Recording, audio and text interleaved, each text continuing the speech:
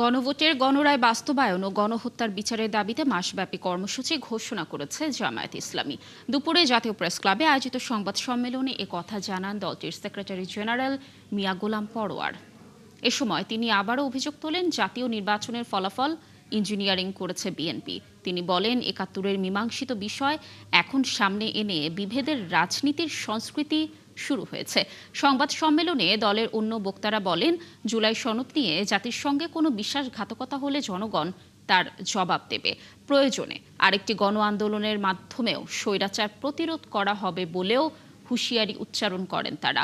জুলাই গণ অভ্যুত্থানের দ্বিতীয় বছরে ২ থেকে ৯ জুলাই ঢাকায় এবং শহীদ ১৮ থেকে ৩১ জুলাই সারা দেশে শহীদ ও আহত পরিবারের সঙ্গে মতবিনিময় করবেন জামায়াত নেতারা। ১৬ জুলাই আলোচনা সভা, ১ আগস্ট ঢাকা মহানগর সহ সব জেলা ও উপজেলায় গণমিছিল কর্মসূচি পালন করবে দলটি।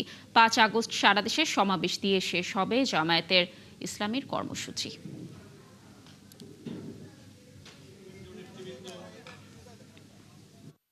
যখনই বিএনপি নোহয়ার হয়ে যায়, জামায়াতকে মোকাবেলা করার যুক্তি যখন থাকে না, নৈতিকতা যখন থাকে না, আদর্শ যখন থাকে না, চরিত্র যখন থাকে না, তখন ওই পুরানো কাসন্দি টেনে জনগণকে বিভ্রান্ত করতে চায়। এই ছাড়া তাদের আর কোনো হাতিয়ার তো নাই, হাতিয়ারটা ভোতা হয়ে গেছে।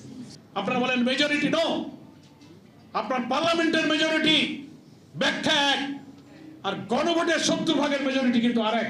সংবিধান বিশ্লেষক, আইনজ্ঞরা পরিষ্কার বলেছেন, পার্লামেন্টে আপনারা যে আসনগুলো মেজরিটির শক্তি দেখাচ্ছেন, এই মেজরিটি গণভোটের মেজরিটির সামনে কিন্তু সভরেন নয়।